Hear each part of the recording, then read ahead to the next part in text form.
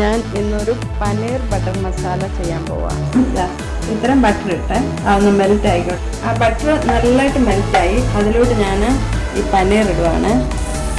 പനീറെല്ലാം നല്ല ബ്രൗൺ കളറായിട്ടുണ്ട്. പക്ഷെ ഞാൻ ഇളക്കിയപ്പോൾ വെച്ചാൽ ഹാർഡായിക്കൊണ്ടിരിക്കില്ല, കുറച്ചുകൂടെ പൊടിഞ്ഞു പോയി. നിങ്ങൾ ഇളക്കുമ്പോൾ വളരെ സോഫ്റ്റായിട്ട് ഇളക്കണം. ഓക്കെ, 2 തക്കാളി അതിനായിട്ട് വേഗം വെച്ചിട്ടുണ്ട്.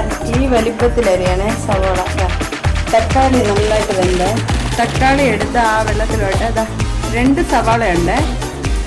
തക്കാളി എടുത്ത് ആ തിളച്ചോട്ട് അതിൽ ഇത്ര മഞ്ഞൾപ്പൊടി, ഈ കുതിർത്ത് വെച്ച അണ്ടിപ്പരിപ്പ് കൂടെ അതിലോട്ട് ഇടണം.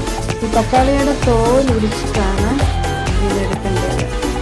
സവോള തിളപ്പില്ല, അതിൽ വേവിച്ചതെല്ലാം കൂടെ ജസ്റ്റ് പാൻ ഞാൻ വീണ്ടും വെച്ചു.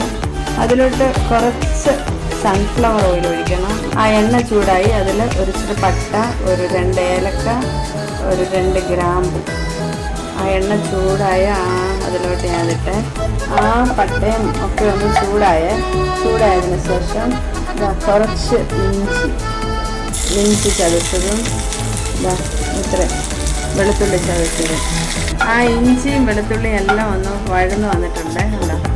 അതിനകത്തോട്ട് ഞാൻ അരച്ച് വെച്ച സവോളയും തക്കാളിയും അണ്ടിപ്പരിപ്പും എല്ലാം കൂടെ അരച്ച് വെച്ചത് അങ്ങോട്ട് ഒഴിച്ച് ഇത്രയും കാശ്മീരി മുളക് പൊടി കൂടെ അതിലോട്ടിടുവാണ്. ഇത്രയും മഞ്ഞൾപ്പൊടി, ഒരു 1/4 സ്പൂൺ മഞ്ഞൾപ്പൊടി. എന്നിട്ട് ഗ്രേവി ഉണ്ട് ഇങ്ങനെ കുറുകി വരുന്നു. ഇതിൽ കുറച്ച് ജീരകപ്പൊടി, 1 സ്പൂണ് ഗരം മസാല. ഇനി ഇതെല്ലാം കൂടെ നന്നായിട്ടൊന്ന് കുറുകട്ടെ.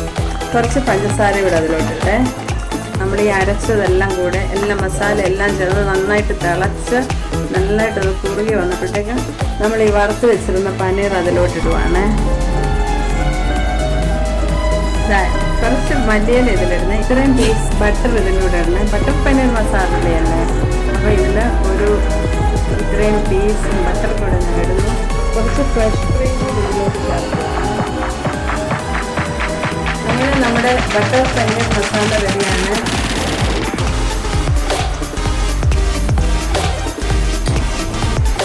നല്ല ടേസ്റ്റ് ഉണ്ട്. ഓക്കെ, നിങ്ങളും ഉണ്ടാക്കി നോക്കണേ.